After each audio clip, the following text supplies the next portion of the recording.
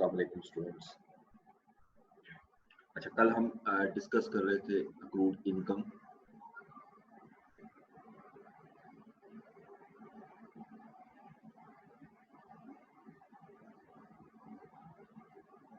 उसकी एक एग्जांपल कर रहे थे। आज मैं तो उसी टाइप की एक एग्जांपल और लेता हूँ।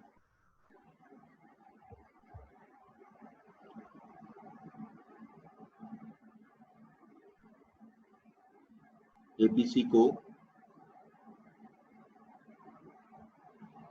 has deposited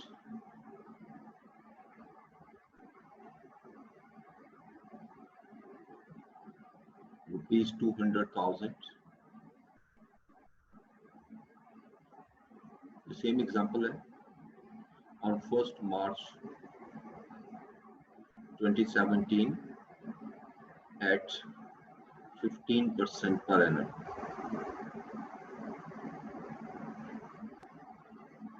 Interest shall be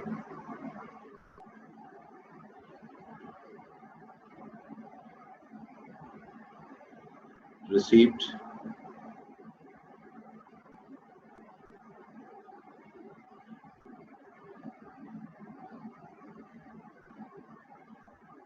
at end of each year.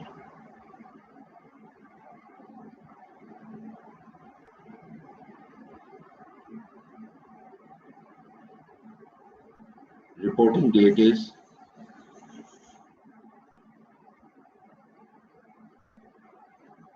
31st December.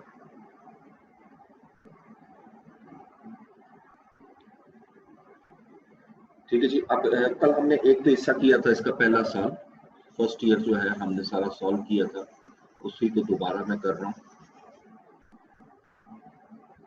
देखिए, पहला साल है फॉर ईयर एंडेड, हमारा accounting year for the year ended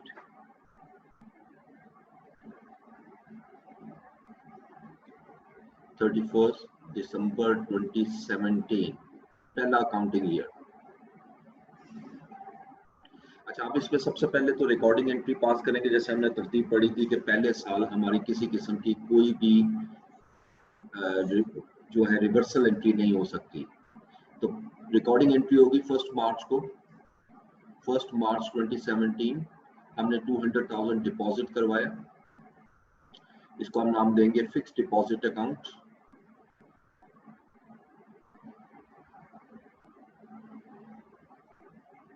debit और कैश क्रेडिट, ये हमने बैंक में जमा करा दी और 200,000 बैंक में डिपॉजिट हो।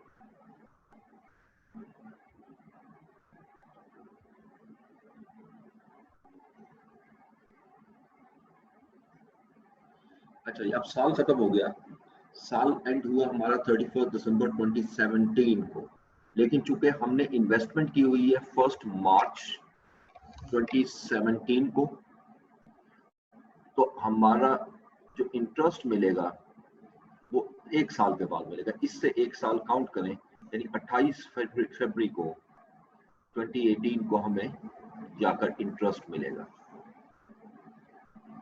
यानी it means I can say up to 31 December 2017 हमें कोई इंटरेस्ट नहीं मिलेगा, लेकिन इंटरेस्ट रिसीव नेक्स्ट ईयर में होगा। तो इसलिए मुझे इस साल की इनकम को अक्रू करना पड़ेगा। सो 31 दिसंबर 2017 में अक्रू करूंगा इनकम को, और अक्रूड इनकम की हमारी इनकम अक्रू करेंगे तो एंट्री क्या होगी, तो वो मेरी इनकम बढ़ेगी और रिसीवेबल अमाउंट इंक्रीज हो जाएगी।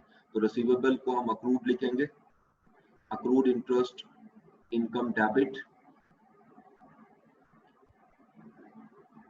और इंटरेस्ट इनकम क्रेडिट।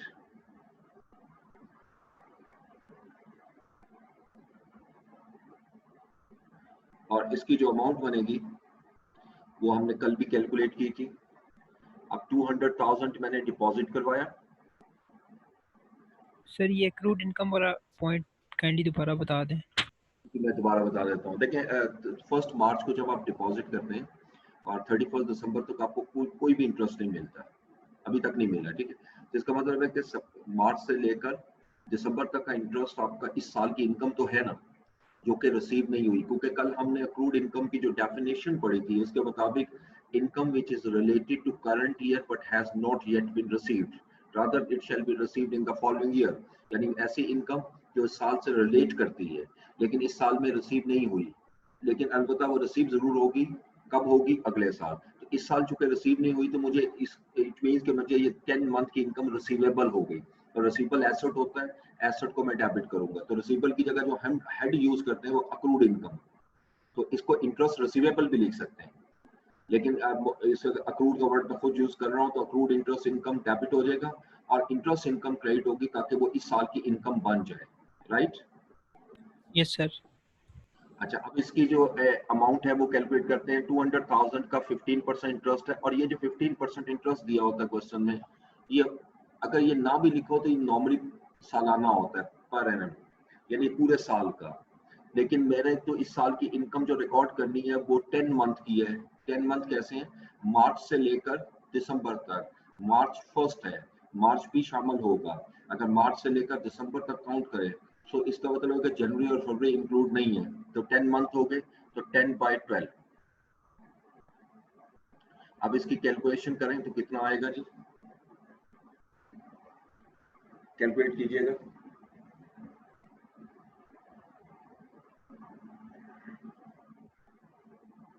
$25,000 शायद। जी सर 25,000। अब 25,000 से हमने इनकम रिकॉर्ड कर दी। इस एंट्री को हम नाम देते हैं एडजस्टिंग एंट्री। अब उसके बाद 31 दिसंबर 2017 को ही हम क्लोजिंग करेंगे, और क्लोज क्या होगा? सिर्फ इनकम अकाउंट। इनकम अकाउंट कौन सा है मेरा? ये इंटरेस्ट इनकम। इसको जब मैं क्लोज करूंगा तो ये डेबिट हो जाएगा, एक ही है, एक ही अमाउंट आ रही है, इंटरेस्ट इनकम डेबिट। और ये क्लोज किस में होगा? एसओसीआई में। जैसे कल भी मैंने आपसे बात की थी, जब एक्सपेंस क्लोज करते हैं तो एसओसीआई डेबिट होता है, इनकम क्लोज करते हैं एसओसीआई क्रेडिट होता है। तो ये 25,000 की इनकम आ जाएगी।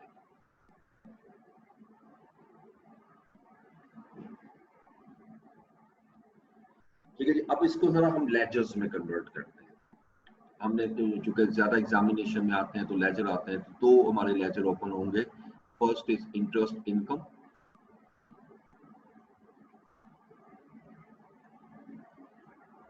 और इस लेजर को मैं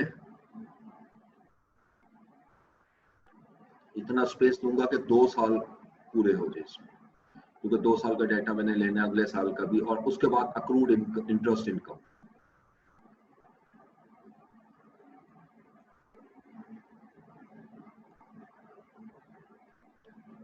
अक्रूड इंटरेस्ट इनकम।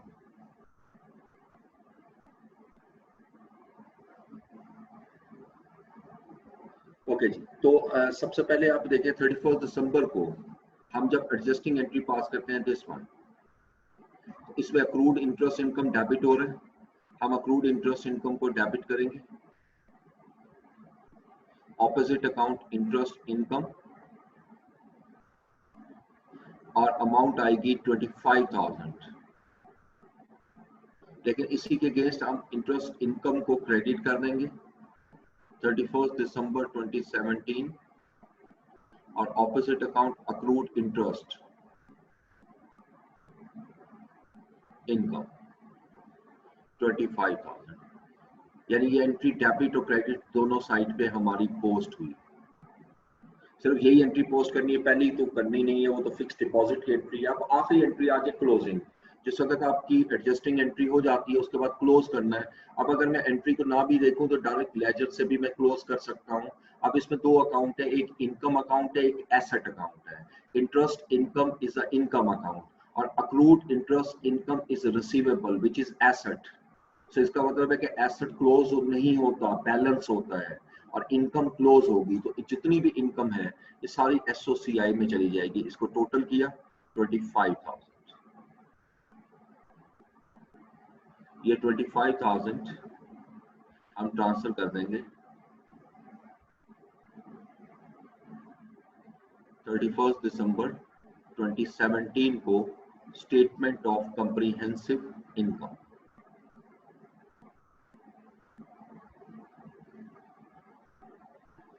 अच्छा, इसी तरीके से जो इंटरेस्ट इनकम है, अक्रूड जो है, अक्रूड इंटरेस्ट इनकम, इसको अब मैं बैलेंस करूंगा और ये बैलेंस अगले साल ट्रांसफर हो जाएगा 25,000। टोटल यहाँ लिखा 25,000, इसमें ऊपर कोई ट्रांजैक्शन नहीं है तो बैलेंस भी 25,000 आएगा। सो 31 दिसंबर 2017 को मेरा बैलेंस आ गया कैरी डाउन 25,000 और यही बैलेंस अगले साल का मेरा ओपनिंग बैलेंस बन जाएगा। और अगले साल के लिए मैं कलर चेंज कर रहा हूं ताकि नेक्स्ट एंट्रीज आपके सामने हो। 1 जनवरी 2018 को बैलेंस ब्रॉट डाउन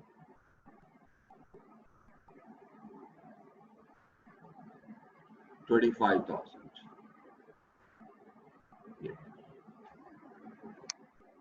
अच्छा, अब ये करने के बाद अब नेक्स्ट अकाउंटिंग ईयर में आते हैं।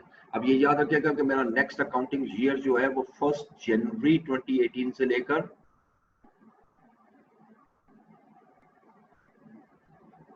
31 दिसंबर 18 तक पूरा साल है। अब ये पूरा साल है मेरा जो अगला साल है। पहला साल पूरा नहीं था इस एंट्री के हवाले से क्योंकि मार्च में आपने डिपॉजिट किया था, लेकिन अब जनवरी से लेकर दिसंबर तक डिपॉजिट मौजूद है। तो सबसे पहला काम हमने क्या करना है, अब एंट्रीज की तरफ आऊंगा यहाँ पर। फॉर द ईयर एंडेड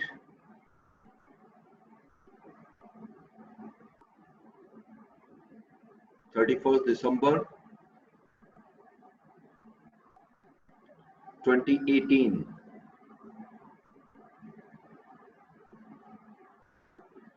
और 31 दिसंबर 2018 में सबसे पहला काम आपने रिवर्सल करनी होती है। सबसे पहला काम हमेशा याद रखिए, जहां ओपनिंग बैलेंस आ रहा हो रिवर्सल करना जरूरी है और रिवर्सल होगी 1 जनवरी 2018 को। और रिवर्सल का लॉजिक ये होता है, ये जो आपने एंट्री पास की है इसको रिवर्स कर दें, इसी वजह से हम इसको रिवर्सल कहते हैं। और इसका ऑब्जेक्टिव क्या है मैंने कल भी बताया था, फिर रिपीट कर रहा हूँ। जब हम पिछले साल एडजस्टिंग एंट्री करते हैं उसका मकसद ये होता है कि इस साल की इनकम इसी साल में रिकॉर्ड हो जाए, और जब मैं अगले साल जाके रिवर्स करता हूं तो इसका ऑब्जेक्टिव ये होता है कि इस साल की इनकम इस साल रिकॉर्ड हो जाए। ठीक है, तो अगर वो बैलेंस हो जाएगा तो कोई इनकम जो जिस साल में पे होगी उस साल में रिकॉर्ड नहीं होगी, बल्कि उस साल में रिकॉर्ड होगी जिस साल में वो रिलेट कर रही है। अब 31 जनवरी को जब मैं रिवर्सल करूंगा तो मेरी पहली एंट्री होगी इंटरेस्ट इनकम डेबिट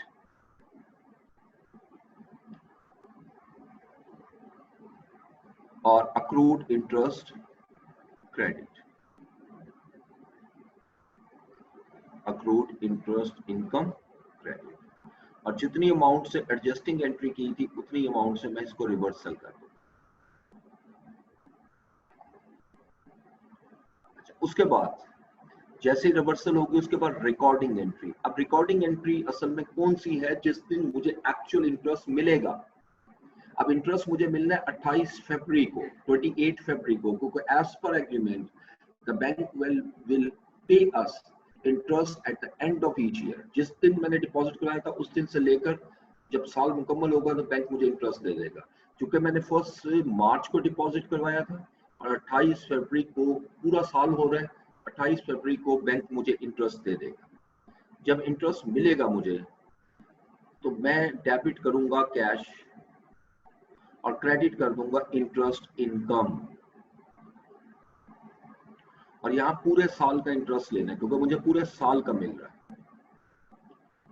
अच्छा, अब इसमें आपके ज़हन में ये जरूर आएगा कि ये जो मैं ले रहा हूँ पूरे साल का इंटरेस्ट, इसमें तो 10 महीने का पिछले साल का है, तो फिर हम इस साल में क्यों ले रहे हैं। जब हम रिवर्सल करते हैं तो उसका मकसद ही ये होता है, ये लेजर में आपको दिखाऊंगा, जिस वक्त हम लेजर करेंगे तो रिवर्सल में आपको ये नजर आएगा।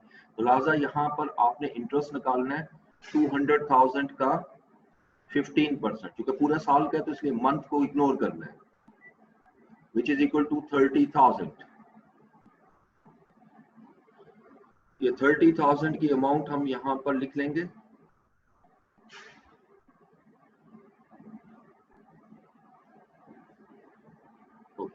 अब जैसे इंटरेस्ट रिसीव हुआ तो मेरी रिकॉर्डिंग एंट्री भी पास हो चुकी है। अब उसके बाद फरवरी से लेकर दिसंबर तक कोई और ट्रांजैक्शन नहीं है, लेकिन जब साल खत्म होगा तो यकीनन फरवरी से लेकर यानी 1 मार्च 2018 से लेकर 31 दिसंबर 2018 तक मुझे फिर अगेन इस साल का इंटरेस्ट नहीं मिला, जो कि यकीनन अगले साल मिलेगा, तो मैं दोबारा एडजस्टिंग एंट्री पास करूंगा 31 दिसंबर 2018 को। और एडजस्टिंग एंट्री क्या होगी? अक्रूड इंटरेस्ट इनकम डेबिट, जो हमने पहले भी की थी, और क्रेडिट होगा कैश, और इवन अमाउंट भी सेम आएगी 25,000, क्योंकि 10 मंथ ही बन रहे हैं आप भी, अमाउंट भी वही है, इंटरेस्ट भी वही है। There is no change. Fix deposit में कोई चेंज नहीं होती जब तक डिपॉजिट रहता है। कोई terms of agreement has been decided in the initial stage. Okay, अब 31 दिसंबर को मैंने जो एडजस्टिंग एंट्री पे पास कर ली, अब आखिरी स्टेप क्लोजिंग है। अब मैंने क्लोज करना इंटरेस्ट इनकम को। देखो ये मैं नंबरिंग कर रहा हूँ, ये इंटरेस्ट इनकम डेबिट है, ये इंटरेस्ट इनकम क्रेडिट है, ये इंटरेस्ट सॉरी ये कैश लिखा गया, ये इंटरेस्ट इनकम है, एडजस्टिंग एंट्री है, और क्रेडिट होगा इंटरेस्ट इनकम।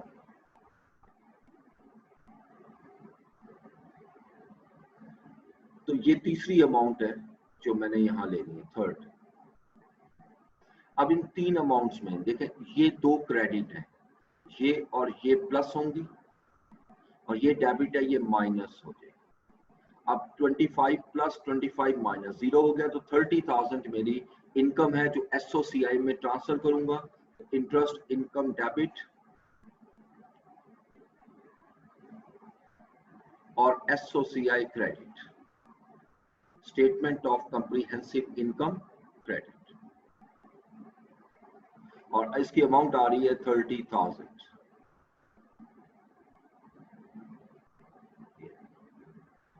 अब ये चार एंट्रीज हुई इस साल में, पिछले साल 3 थी।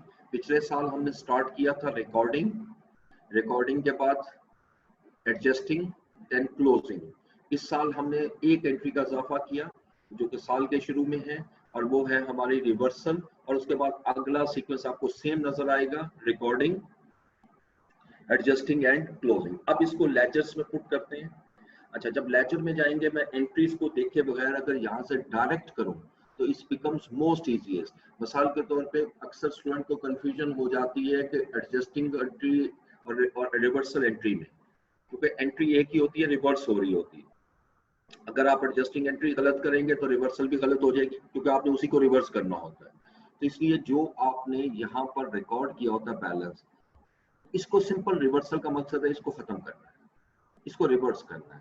जब मैं इसको रिवर्स करूंगा तो 1 जनवरी 2018 को ये 25,000 इंटरेस्ट इनकम में जाकर मैं रिवर्स कर देता हूं 25,000। देखिए इस एंट्री के बाद ये 0 हो चुका है, और इंटरेस्ट इनकम में 1 जनवरी 2018 को मैं डेबिट कर दूंगा अक्रूड इंटरेस्ट which is 25,000। अब इसके बाद नेक्स्ट एंट्री में रिकॉर्डिंग करूंगा। रिकॉर्डिंग में क्या है कि मुझे पूरे साल का इंटरेस्ट मिला है 30,000 का, जो 30,000 का इंटरेस्ट मिला है, और वो मुझे मिला है 28 फरवरी 2018 को, कैश 30,000। अब इस एंट्री के बाद की सिचुएशन देखिएगा, रिवर्सल की अहमियत आप यहां से देख लें।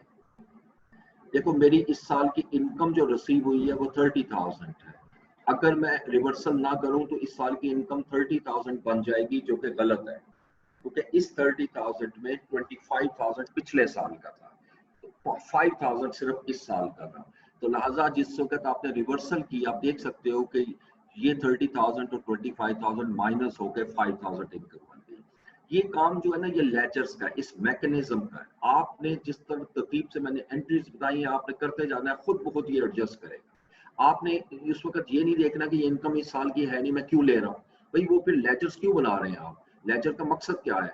आप रिवर्सल क्यों कर रहे हैं, एडजस्टिंग क्यों कर रहे हैं? बेसिकली एडजस्टिंग और रिवर्सल का मकसद ही ये है कि इस साल की इनकम है वो इसी साल में है, अगले साल की इनकम अगले साल में जाए, वो खुद एडजस्ट करेगा, आपने नहीं करना। आपने इसी तरतीब से एंट्रीज को रिकॉर्ड करते चले जाना।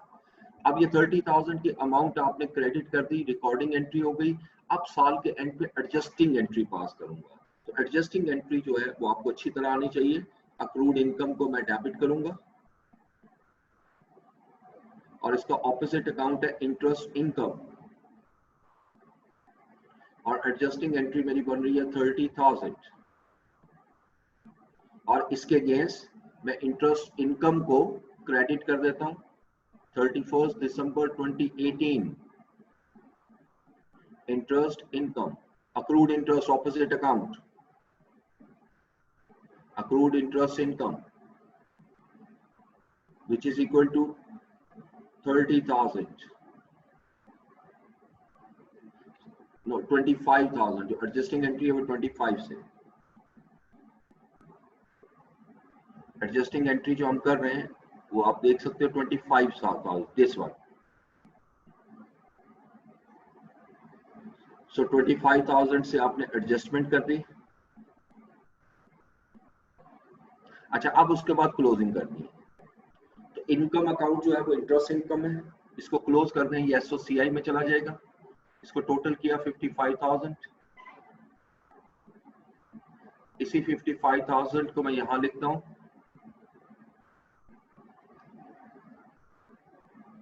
इसमें से 25,000 लेस कर देते हैं तो 30,000 की अमाउंट आ जाएगी, और ये हमारी ट्रांसफर हो जाएगी एसओसीआई को,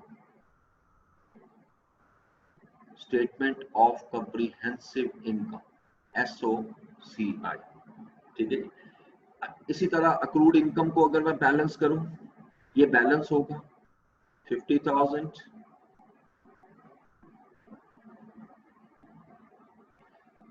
अब 50,000 में से 25 लेस किया तो साल के एंड पर 31 दिसंबर 2018 को यहाँ पर बैलेंस सीडी हो जाएगा, और यही बैलेंस फिर अगले साल हमारा ओपनिंग बैलेंस आ जाएगा। जब next year accounting year start होगा तो 1 जनवरी 2019 को मेरा ये ओपनिंग बैलेंस आ जाएगा 25।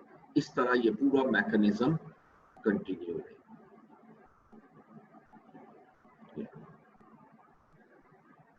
ठीक है जी। अब इसमें कोई क्वेश्चन करना हो करें, इसके बाद मैं प्रीपेड की तरफ आता हूँ, इनकम की तरफ, आखिरी स्टेप की तरफ।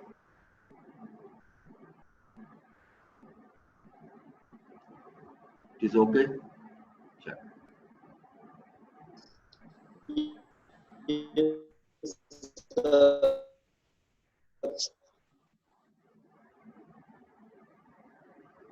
आपकी आवाज बिल्कुल नहीं आई मुझे।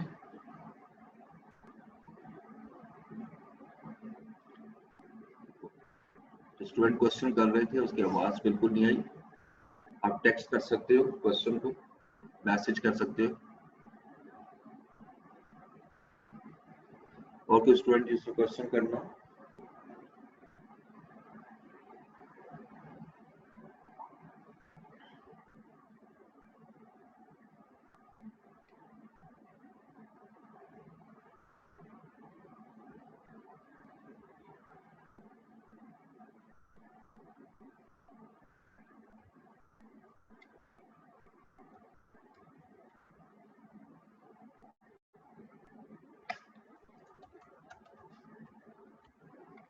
ओके जी, अब हम फोर्थ और लास्ट पॉइंट की तरफ आएंगे, prepaid income.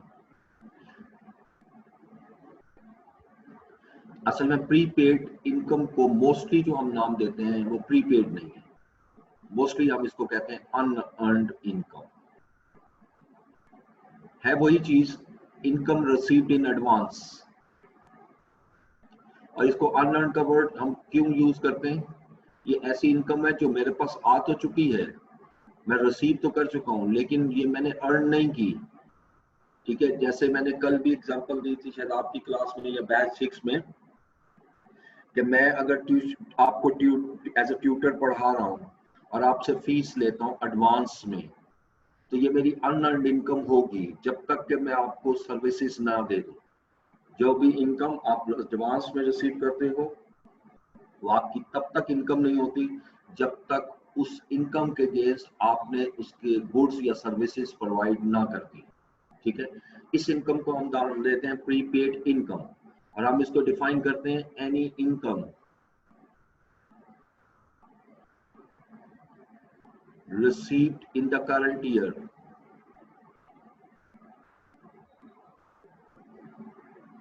In current year.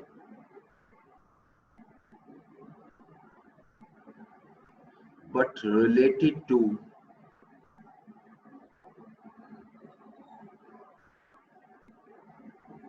following year. Sir ji sir ये हमारे लिए तो फिर प्रीपेड एक्सपेंस होगा ना, अगर आपके लिए प्रीपेड जी बिल्कुल ऐसा ही है। जो पे कर रहा है उसके लिए प्रीपेड एक्सपेंस होगा, जो रिसीव कर रहा है उसके लिए प्रीपेड इनकम होगी। ठीक हो गया? ये बिल्कुल ऐसे ही जैसे गुड्स परचेज और सेल होती है ना, मतलब मैं अगर गुड्स परचेज कर रहा हूँ तो जिससे परचेज कर रहा हूँ उसके लिए वो सेल हो जाएगी।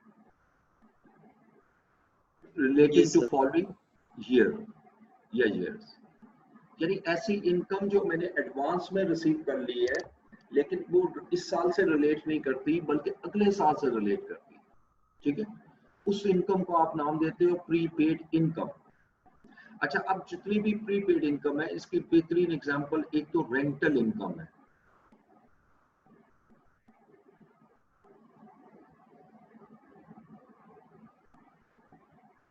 आपने बिल्डिंग रेंट पर दी और आपने उसका रेंट रिसीव कर लिया इन एडवांस, और एक महीने का नहीं, यानी एक साल का 1.5 इयर्स का। बिजनेस में इसी तरह होता है, आपका जो रेंट है कैलकुलेट बेशक मंथली बेसिस पे होता है लेकिन पेमेंट लमसम नेचर में होती है। तो वहां पर हो सकता है कुछ इनकम ऐसी है जो उस साल से रिलेट ना कर रही हो। जो इनकम उस साल से रिलेट नहीं कर रही वो और रिसीव कर चुके हैं आप, उस इनकम को आप नाम दोगे अनअर्न्ड इनकम या प्रीपेड इनकम। लेकिन ज्यादा वर्ड आपने यूज करना है अनअर्न्ड इनकम का। प्रीपेड इनकम गलत नहीं है लेकिन प्रीपेड असल पेमेंट से आता है तो इस वजह से हम थोड़ा प्रेफर करते हैं कि unearned income is the most suitable word, but prepaid income भी वर्ड हम यूज कर रहे होते हैं। शायद क्वेश्चन में आपको ये मिले भी प्रीपेड इनकम। ठीक है जी, इसी इसको इग्नोर नहीं करना। नेक्स्ट आइएगा। अच्छा, इसके अलावा एक बड़ी सिंपल एग्जांपल देता हूं। जैसे अक्सर म्यूजिकल कंसर्ट होते हैं,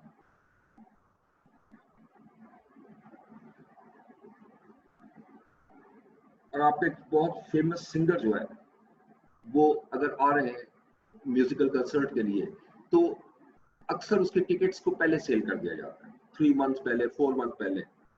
ठीक है, ताकि लोग जो है वो उससे इनकम हम पहले जनरेट कर लें। अच्छा, अब वो जो मैंने फी ली है, जो टिकट सेल कर दी है और टिकट सेल करके मैंने अमाउंट रिसीव कर ली है, या क्रिकेट मैच है, अब जैसे PSL आया, PSL के जो टिकट्स हैं वो फाइनल के टिकट्स पहले दिन सेल हो चुकी होती है कई। सो इट मीन्स कि अगर वो मैच नहीं होंगे, जैसे इस दफा हुआ, जो मैचेस नहीं हो सके उनकी इनकम उनको वापस करनी पड़ी। तो इसलिए जिस वक्त वो अमाउंट रिसीव करते हैं वो उनकी इनकम नहीं होती, वो उनकी लाइबिलिटी होती है जब तक के वो सर्विसेज ना दे दें जिसके लिए इनकम ना हुई हो। मिसाल के तौर पे अगर आपने मैच के लिए इनकम ली और मैच किसी वजह से कैंसिल करना पड़ा तो आपको वो टिकट सारी वापस करनी पड़ेगी। जब तक मैच नहीं हो जाता या जब तक म्यूजिकल कंसर्ट नहीं हो जाता उस वक्त तक वो आपकी इनकम नहीं होगी, अनअर्न्ड इनकम होगी। लेकिन जैसे ही म्यूजिकल कंसर्ट हो जाता है, जैसे ही क्रिकेट मैच हो जाता है तो डेफिनेटली अब वो मेरी इनकम बन जाएगी। तो बेसिकली प्रीपेड इनकम का जो बेसिक लॉजिक है वो सिंपल ये है, ऐसी इनकम जो एडवांस में आपने रिसीव की है और उस साल से रिलेट नहीं करती। ठीक है, अब इसमें अगर आप देखें, चूंकि इनकम आप रिसीव कर चुके हो तो इनकम रिकॉर्ड हो चुकी है, हालांकि ये इस साल की इनकम नहीं है क्योंकि ये रिलेट करती है फॉलोइंग ईयर से। इसका मतलब पहला इफेक्ट हमें क्या नजर आया, मुझे एडजस्ट करने के लिए इसका इफेक्ट जो है, इफेक्ट नंबर 1, डिक्रीज करनी पड़ेगी इनकम, क्योंकि इनकम मैंने रिकॉर्ड कर दी हुई है, क्योंकि कैश मिल गया मुझे। डिक्रीज इन इनकम, और इनकम क्रेडिट होती है और अगर इनकम डिक्रीज होगी तो हम इसको डेबिट करेंगे। और दूसरा इफेक्ट क्या होगा, अब चूंकि ये जो अमाउंट आपने रिसीव की है ये आपकी इनकम नहीं है तो फिर क्या है, ये लाइबिलिटी है, तो इंक्रीज इन लाइबिलिटी होगी। और इंक्रीज इन लाइबिलिटी जो है वो क्रेडिट होगी, क्योंकि लाइबिलिटी क्रेडिट होती है और अगर लाइबिलिटी इंक्रीज होगी तो ये फर्दर क्रेडिट होगी। तो हम इसको क्रेडिट सर ये करेंगे। बात दोबारा समझा। कौन सी वाली? सर ये इंक्रीज इन लाइबिलिटी वाली। अच्छा जी, देखिए मैंने अभी आपको इससे पहले भी एग्जांपल में समझाया कि जिस दिन आप अमाउंट ले रहे हो उस दिन वो आपकी इनकम इसलिए नहीं हो सकती कि जिस मकसद के लिए लिया है वो मकसद अभी पूरा नहीं हुआ। मैंने एग्जांपल से समझाया कि आज 23 जून है, ठीक है जी, और एक मैच हो रहा है 1 अगस्त को, और दुनिया के जो फेमस क्रिकेटर्स हैं वो सपोज पाकिस्तान में आ रहे हैं और 1 अगस्त को पहले एक मैच हो रहा है। अब उसके लिए टिकट्स आप सेल करते हो और टिकट तो आपको 2 दिन में सेल हो जाएंगे, यानी सारे का सारा रेवेन्यू हमने कलेक्ट कर लिया। ये रेवेन्यू जो मैंने कलेक्ट किया है ये मेरी इनकम नहीं है। क्यों नहीं है? क्योंकि अभी जिस मैच के लिए आपने लिया वो मैच अभी अगस्त में है। अब 1 अगस्त आती है और 1 अगस्त से पहले ही ये पता लगता है जी कि मैच कैंसिल हो रहा है due to some reason, cricketers नहीं आ पा रहे। अब जिस वक्त मैच कैंसिल होगा तो आपको ये सारी रकम वापस करनी पड़ेगी, जिन लोगों से ली है वो सारी वापस करनी पड़ेगी। सो प्लीज रिमेंबर कि जो अमाउंट आप एडवांस में लेते हो वो तब तक इनकम नहीं होती जब तक कि आप उसको उसके अगेंस्ट सर्विसेज नहीं दे देते। इसलिए हम उसको उस वक्त तक लाइबिलिटी रिकॉर्ड करते हैं। मैं एक और एग्जांपल देता हूँ आपके ही एग्जाम के हवाले से। आई कैप ने एग्जामिनेशन फी ली स्टूडेंट से और अनफॉर्चुनेटली जो अटेम्प्ट थी सीए फाइनल की दैट वाज कैंसल्ड। वो जून की अटेम्प्ट कैंसिल कर दी। उन्होंने कहा जी अब हम इसको दिसंबर में लेंगे, और साथ ही उन्होंने ये ऑफर कर दी कि जो स्टूडेंट रिफंड लेना चाहते हैं वो अपनी फीस वापस ले लें। अब यहाँ पर आप गौर से देखिएगा, ये फीस उन्होंने 2 महीने पहले रिसीव कर ली थी। जिस दिन रिसीव की थी वो उनकी इनकम नहीं थी। क्यों? क्योंकि जिस ऑब्जेक्टिव के लिए ले रहे हैं वो ऑब्जेक्टिव फुलफिल नहीं हुआ। जब तक कि वो ऑब्जेक्टिव फुलफिल नहीं होगा वो मेरी इनकम नहीं हो सकती, वो लाइबिलिटी रहेगी। इसलिए जिस वक्त मैं एडवांस में आपसे, आप एक और एग्जांपल जो पहले दी थी, आपसे फीस लेता हूँ एडवांस में, जितनी फी मैं आपसे लूंगा वो मेरी लाइबिलिटी होगी जब तक कि मैं आपको टीचिंग प्रोवाइड नहीं कर देता। ठीक है, तो इसलिए जिस दिन कैश मिल रहा है उस दिन आपकी लाइबिलिटी इंक्रीज हो जाए। राइट, अब इसको देखें, इससे हमारी एडजस्टिंग एंट्री क्या बने। इससे अगर हम एडजस्टिंग एंट्री बनाएं,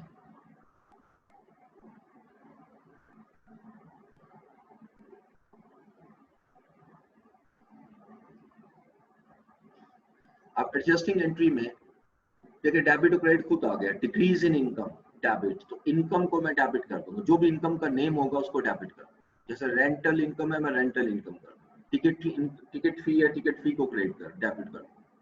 और इंक्रीज इन लाइबिलिटी, और लाइबिलिटी का जो नाम लिखते हैं हम वो प्रीपेड इनकम है, यानी अनअर्न्ड इनकम, ये लाइबिलिटी। इसको लाइबिलिटी अगर गौर से देखें तो ये वर्ड लाइबिलिटी का ही लगता है, अनअर्न्ड, ऐसी इनकम जो मैंने रिसीव कर ली अर्न नहीं की, तो वो मेरी यकीनी बात है इनकम नहीं है, तो फिर क्या है? लाइबिलिटी। ये मेरी एंट्री होगी, this is non age adjusting entry.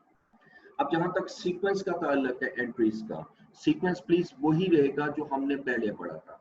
पहले साल आपने रिवर्सल नहीं करनी, पहले साल स्टार्ट करेंगे रिकॉर्डिंग से, देन फिर आप रिकॉर्ड करेंगे, उसके बाद नेक्स्ट जो आप रिकॉर्ड करेंगे वो एडजस्टिंग है, और फाइनली क्लोजिंग है। अगले साल पहले रिवर्सल करेंगे, रिवर्सल करने के बाद आप एडजस्टिंग रिकॉर्डिंग करेंगे, रिकॉर्डिंग के बाद एडजस्टिंग करेंगे, और एडजस्टिंग के बाद क्लोजिंग करेंगे। तो इसके लिए मैं एक एग्जांपल ला रहा हूं यहाँ पर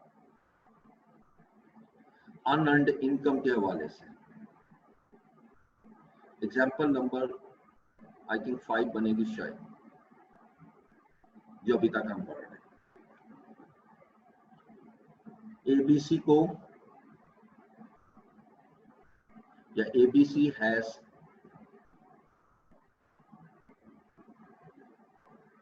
entered into contract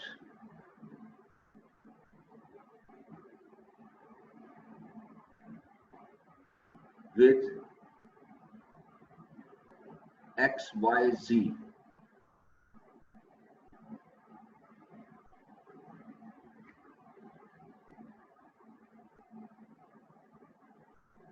on 1st May 2017. ABC shall let the property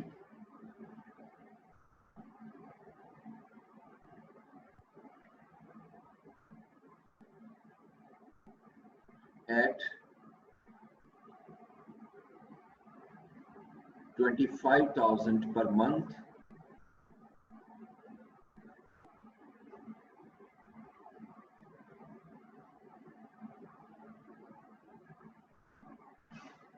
six-month rent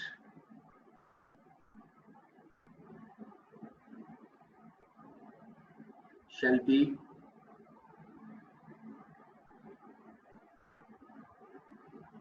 received in advance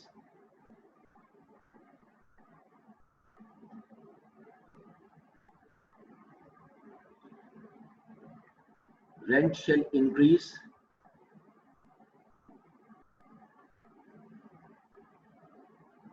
by 10% each year.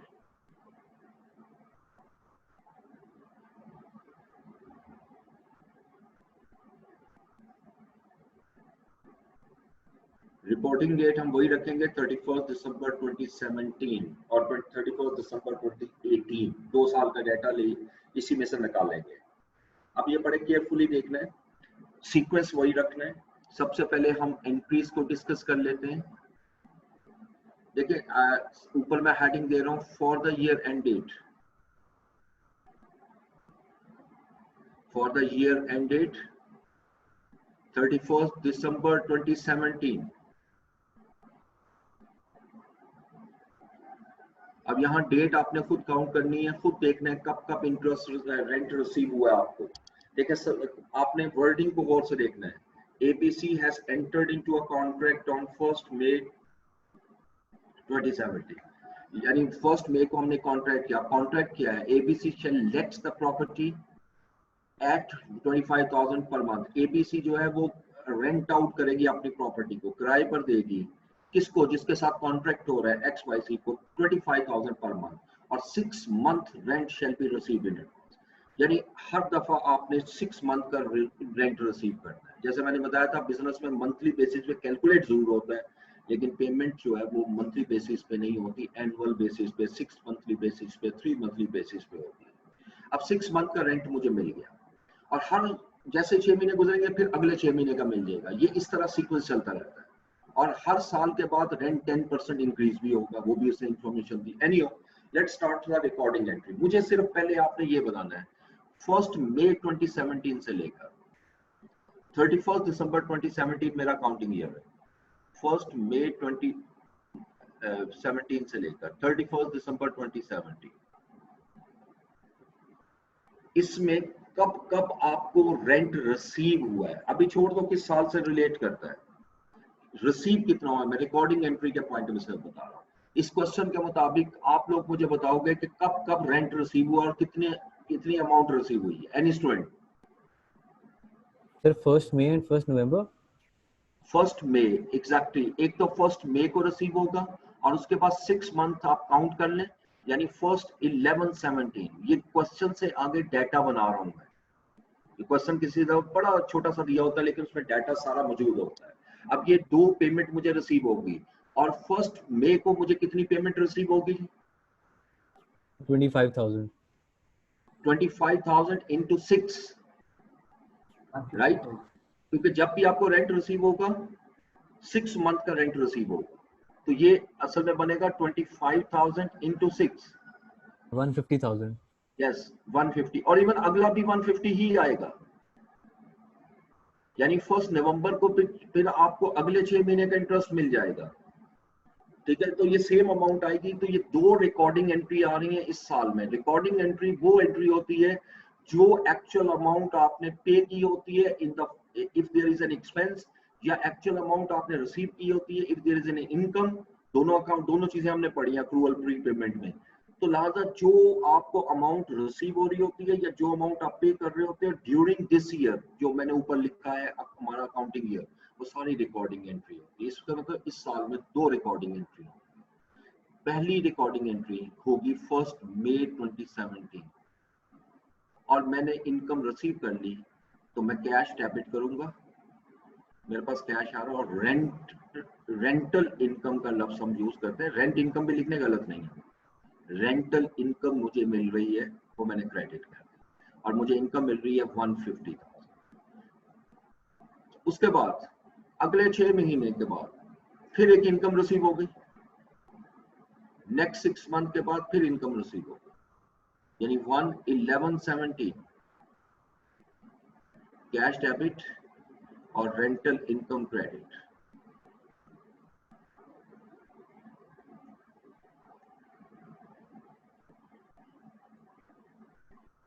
और ये भी है 150,000।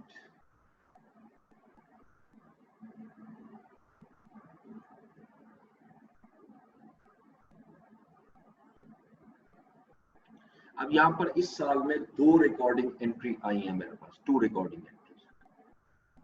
रिकॉर्डिंग एंट्रीज एक से ज्यादा हो सकती हैं, इवन आप मंथली बेसिस पे कई चीजें होती हैं तो वो पूरे साल में 12 एंट्रीज भी आ सकती हैं। यानी अब साल के एंड पे आपने एडजस्टिंग एंट्री करनी है।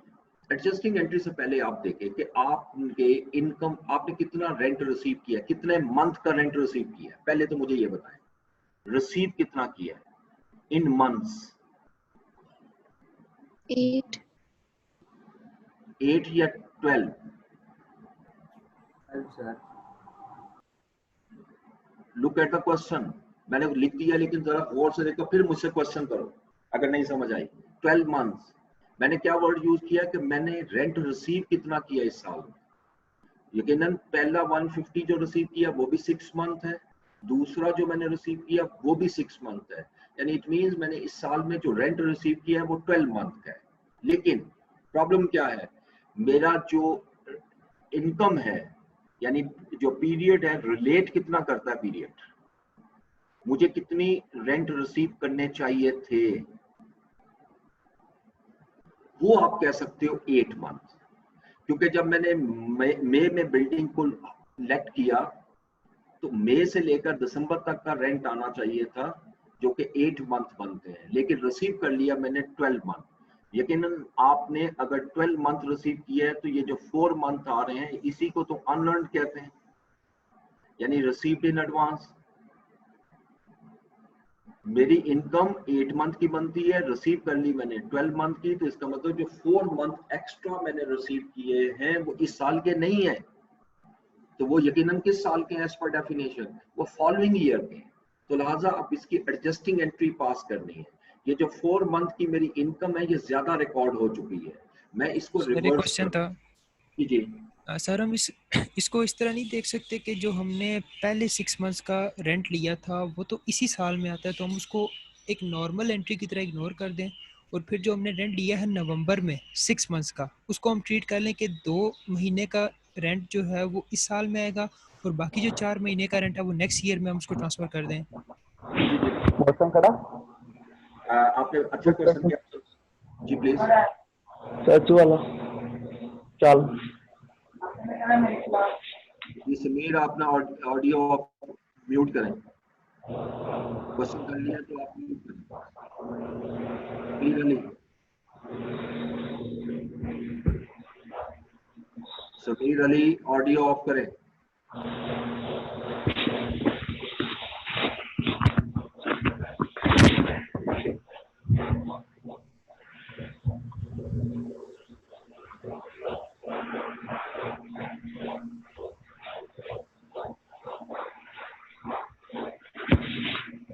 समीर अली ऑडियो ऑफ करें।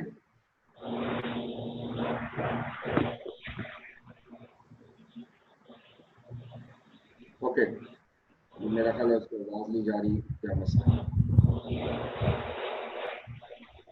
अच्छा जी, अब देखिएगा रेंटल इनकम जो आपने जो क्वेश्चन किया जी कि जिस वक्त आपका पहले 6 मंथ का रेंट रिसीव किया उसको नॉर्मलाइज एंट्री कर दें कि वो हमें पता है कि इस साल का है, और अगले जो हमें 6 मंथ का रेंट पता लग रहा है तो उसको भी हम उसी वक्त ये कर दें कि जी हमें पता है कि इसमें 4 मंथ का इस साल का है, 2 मंथ का इस साल का है, और 4 मंथ का अगले साल का, तो हम उसी वक्त उसको रिकॉर्ड कर लें। देखिए ये बात आपने जो बात की ये दैट इज एब्सोल्युटली करेक्ट, लेकिन ये याद रखिएगा it is not possible in accounting. ये एक एंट्री नहीं होती, आपके पूरा अकाउंट बिग ऑर्गेनाइजेशन में कम से कम भी 300 से 400 एडजस्टमेंट्स होते हैं। ये पॉसिबल ही नहीं है कि आप एक एक एंट्री को आप डेली बेसिस पर एडजस्ट करें। एडजस्टमेंट्स का रूल ये इसलिए बनाया गया है कि साल के एंड पे जाकर देखेंगे कि हम एक प्रिंसिपल के तहत रिकॉर्ड करते जाते हैं जो नॉर्मलाइज होता है। और दूसरी बात ये है कि ये जो एंट्रीज करनी होती है ये टेक्निकल पर्सन का काम नहीं है। These are the normal persons जो कि बीकॉम लेवल के स्टूडेंट्स होते हैं, आप बुक कीपिंग उन्हीं से करवाते हो। और एडजस्टमेंट्स करना जो है ये टेक्निकल पर्सन का काम है, like chartered accountant type person. So it means क्या चार्टर्ड अकाउंटेंट बुक कीपिंग करेगा? Not at all. इसलिए एक सिस्टम लाया जाता है, कंट्रोल सिस्टम भी होता है कि एंट्रीज कोई कर रहा है, चेक उसको कोई और कर रहा है। अगर एक ही पर्सन ये सारा कर रहा है तो उसके अंदर chances of fraud, chances of error हमेशा रहते हैं। इसलिए ये मैकेनिज्म जब बनाया जाता है, एक सिस्टम बनाया जाता है, उसके पीछे पूरी की पूरी एक स्टडी होती है। उस स्टडी को माइंड में रखते हुए हम ये कर रहे होते हैं। बज़ाहिर आपने जैसे कहा इट लुक्स वेरी अट्रैक्टिव कि हम अगर साथ साथ करते हैं तो बेहतर है, but it is not possible in practice. इसलिए हम उन्हीं प्रैक्टिसेस को फॉलो करते हैं जो कि केस स्टडी से हमारे सामने आते हैं। ठीक है जी?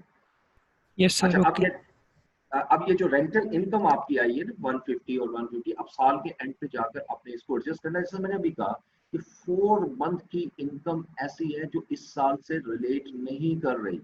इसका मतलब 4 मंथ की इनकम ज्यादा रिकॉर्ड हो चुकी है, उसको रिवर्स कर दो, यानी उसको कम कर दो। जो जैसे मैंने वर्ड यूज किया था डिक्रीज इन इनकम, 31 दिसंबर 2017 को मैं रेंटल इनकम डेबिट कर दूं।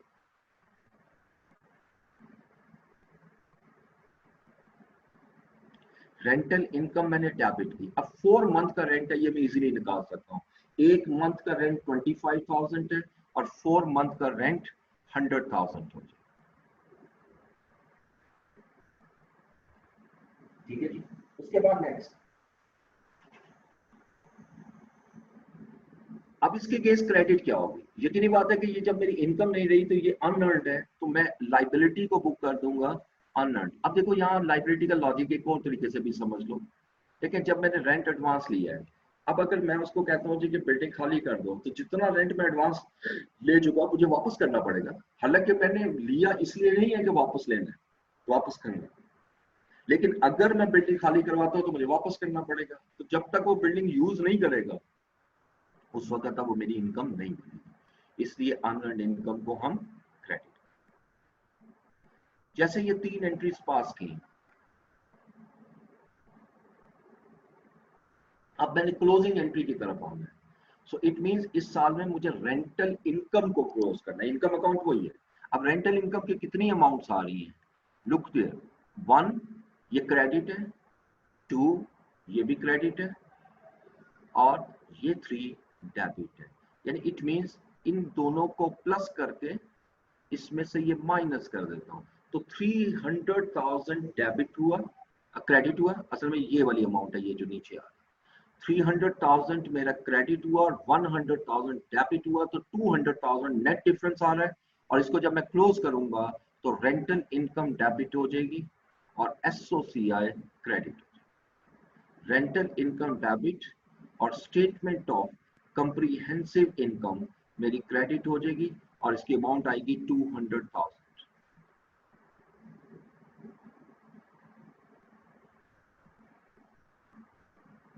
और ये बड़ी सिंपल सी बात है, इस अमाउंट को मैं बड़ा इजीली वेरीफाई कर सकता हूं।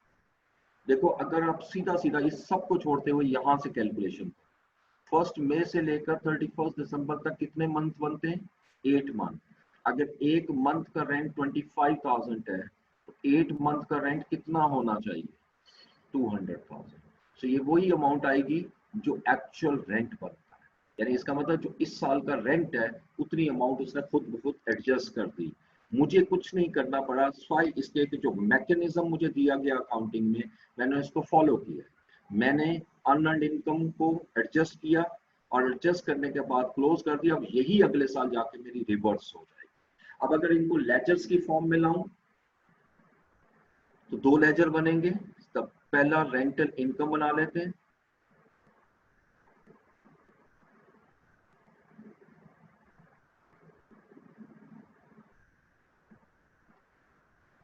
रेंटल इनकम, और दूसरा लेजर हम अनअर्न्ड रेंटल का बनाएंगे।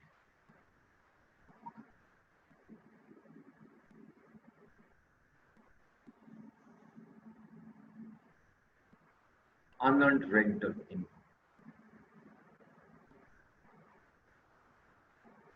which is also known unearned income। अच्छा, अब इन एंट्रीज को अगर मैं पोस्ट करूं तो सबसे पहले 1 मई को रिकॉर्डिंग एंट्री हुई और आपने कैश डेबिट किया और रेंटल इनकम क्रेडिट की। 1 मई 2017 को आप कैश क्रेडिट करो। जिस एंट्री में वर्ड कैश आ रहा होता है वो रिकॉर्डिंग एंट्री होती है, और इसकी अमाउंट जो आ रही है वो 150,000। उसके बाद 1 नवंबर 2017 को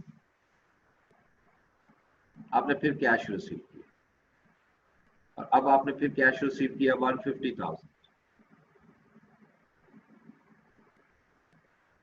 ठीक है। अब तीसरी entry adjusting entry. Adjusting entry में 100,000 था, तो 31 दिसंबर 2017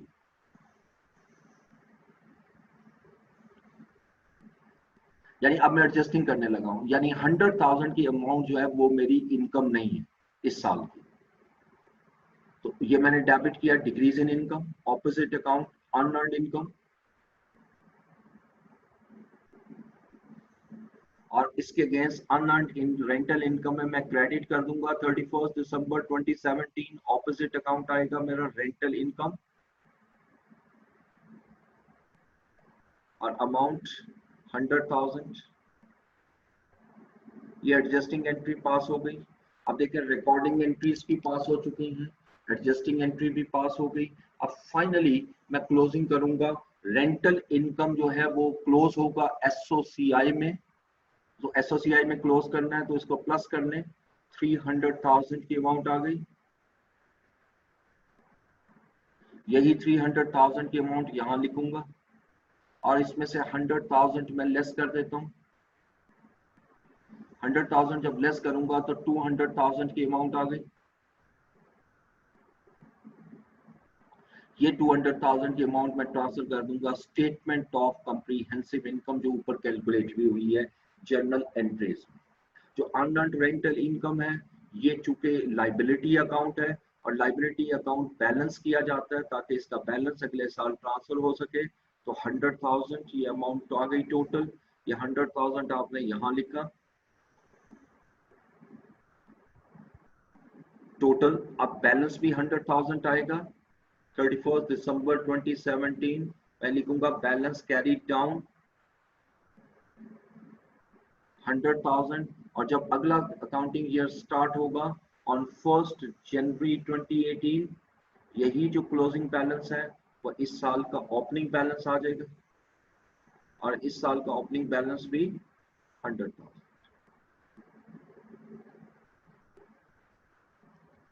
ठीक है, ये हमारा 1 साल का लेजर बना। अब इसी को आपने कंटिन्यू करना है सेकेंड ईयर में। अब चूंकि टाइम मेरे पास 7 मिनट्स हैं तो मैं इसको शुरू तो कर दूंगा लेकिन खत्म नहीं होगा। लेकिन थोड़ा सा हिंट मैं आपको दे देता हूँ। अगले अकाउंटिंग ईयर में जब आओगे तो सबसे पहला काम क्या करना है कि इसी रेंटल इनकम जो आपने एडजस्ट की थी, जो ओपनिंग बैलेंस आ रहा है, इसकी रिवर्सल कर दोगे। ठीक है, जब रिवर्सल करोगे तो एंट्री क्या होगी, अनअर्न्ड रेंटल इनकम डेबिट और रेंटल इनकम क्रेडिट, यानी अनअर्न्ड रेंटल इनकम डेबिट और रेंटल इनकम क्रेडिट। जब ये एंट्री पास हो जाएगी उसके बाद 2 रिकॉर्डिंग एंट्री आएगी।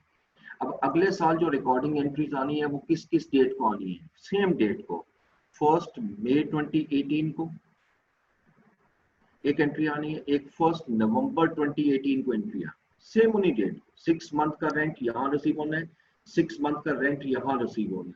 मुझे आप बताइएगा कि अब इसमें कितना रेंट रिसीव होगा 1 मई 2018 को, कितना रेंट रिसीव करेंगे एनी स्टूडेंट? 150,000। 150,000।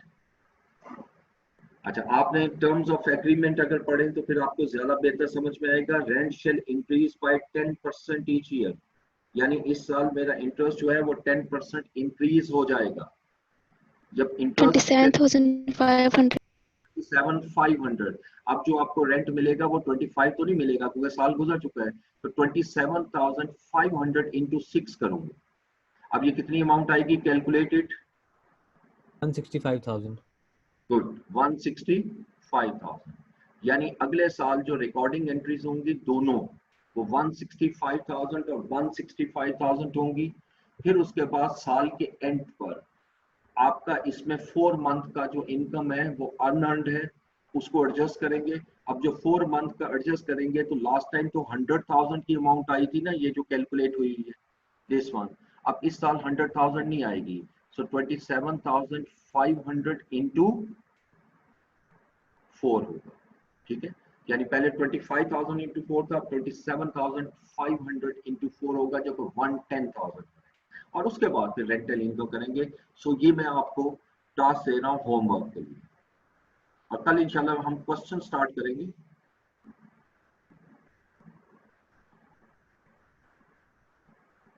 और माइट बी पॉसिबल कि कल मैं आपको असाइनमेंट दूं या आज रात को दूं इससे रिलेटेड, और वही क्वेश्चन हम क्लास में भी थोड़े से डिस्कस करेंगे, और बाकी आपकी जो बुक के हैं वो क्वेश्चन भी डिस्कस करेंगे, ठीक है। आपने ये करना है कि ये चैप्टर मुकम्मल हो चुका है, इसमें यही 4 पॉइंट होते हैं, जरा एक दफा इसको अच्छी तरह रिवाइज कर, ठीक है। तो अभी ये चूंकि प्रैक्टिस करेंगे तो ये प्रैक्टिस से आपको बिल्कुल क्लियर हो जाएगा, लेकिन अक्रूवल और प्री पेमेंट के कॉन्सेप्ट को आपने माइंड में रखना कि वो क्या हो, ठीक है, बस उसका ख्याल करना और कोई इशू नहीं। अब आप कोई क्वेश्चन करना चाहो तो करो।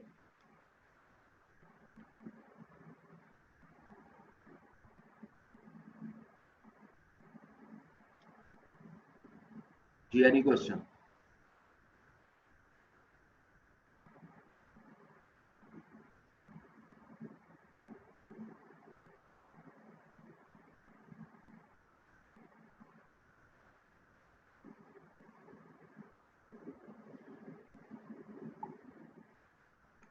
अच्छा, अभी आपको जो असाइनमेंट दी थी वो आप लोगों ने कर ली,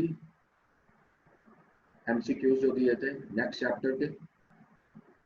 यस सर। Yes sir. अच्छा, तो भेज दी आपने मैम को? यस सर, भेज दी थी। अच्छा, तो अगली भेज दूंगा आज मैं आपको नेक्स्ट चैप्टर के। यस सर, भेज दें। चलें, अब मैं नेक्स्ट असाइनमेंट जो है, असाइनमेंट नंबर कितनी होगी हमारी, 5? यस सर, 5 हो गई हैं। हाँ जी, असाइनमेंट नंबर 5 जो है ये एमसीक्यूज होंगे नेक्स्ट चैप्टर के, जो चैप्टर नंबर 4 में है। चैप्टर 3 है या 4 है वो देख लूंगा, आई थिंक 4। ये मैं आज भेज दूंगा, और इसके लिए कितने दिन दे दूं?